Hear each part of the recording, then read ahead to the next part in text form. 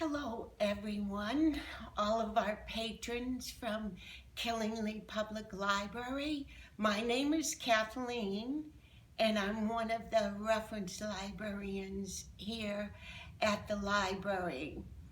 And I thought I'd take a few minutes and ask you to join me as I take an inspiration break.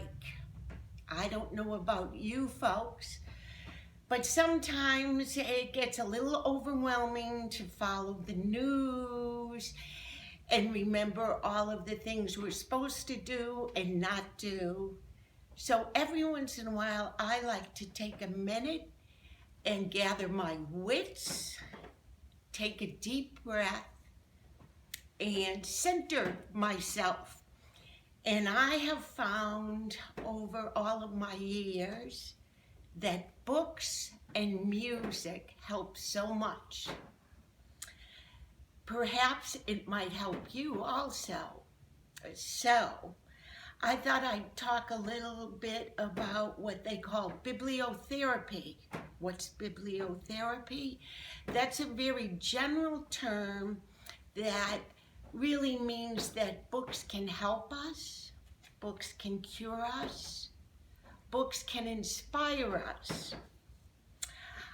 Now, I looked up the meaning of it on Wikipedia. That's something that you can do from home. I like Wikipedia for very general, quick information on a topic or a word. And so that would be an area you can look on internet to find out what bibliotherapy means. Then I looked in a book catalog under that subject to find books on that topic. Some of the titles are wonderful. Reading to Heal.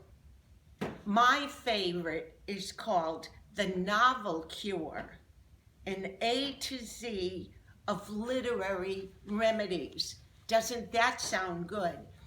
I think that book is over 700 pages.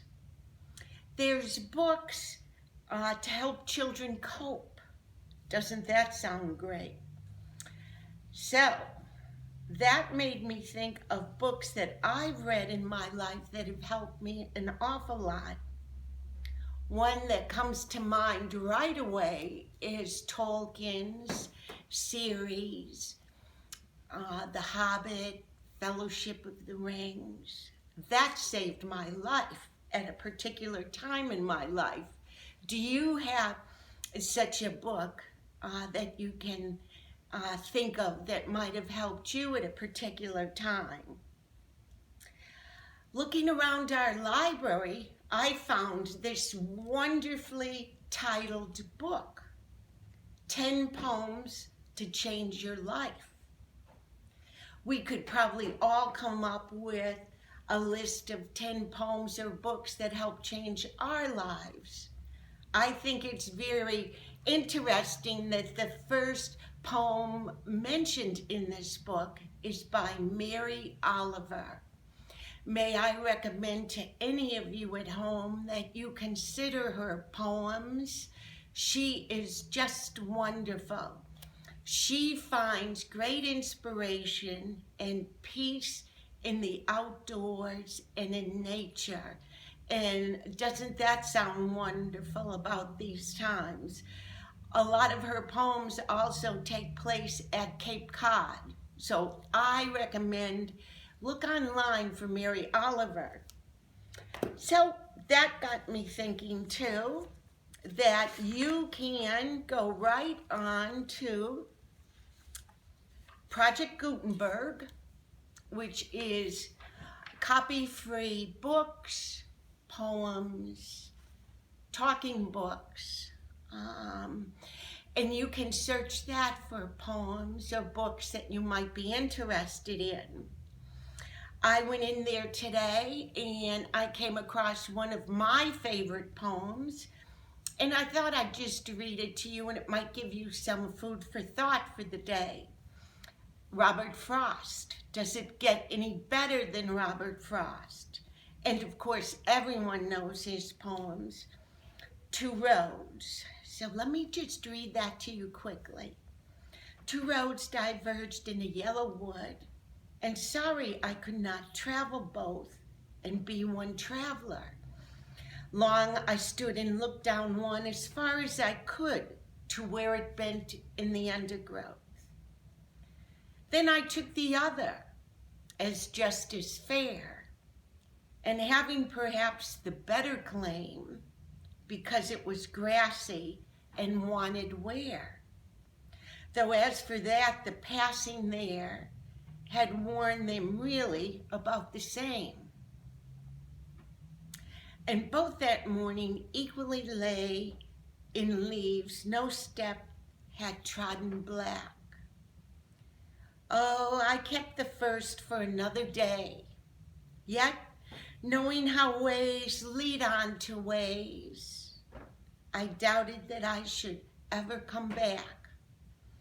I shall be telling this with a sigh, somewhere ages and ages hence. Two roads diverged in a wood, and I took the one less traveled by, and that has made all the difference. So that's what I had for you today. I'd like to tell you what perhaps we can do next week. I love beautiful books. I could sit and look at beautiful books all day. We have one here called The Celts, and some of it covers the Book of Kells, one of the most beautiful books ever written or created in the world. In this book on the Celts, there's a picture of the most famous page from the Book of Kells. The intricacy of the design and calligraphy in that book is breathtaking. Even though you can't come and take that out here at our library now, you can go on internet and you can go to Trinity College page in Dublin, which holds the Book of Kells. And on that page, you'll find YouTube presentations on the beauty and the symbolism of the Book of Kells. That might help you and I next week keep calm through this pandemic that we are now experiencing. I hope you have a beautiful day, and I'll see you next week.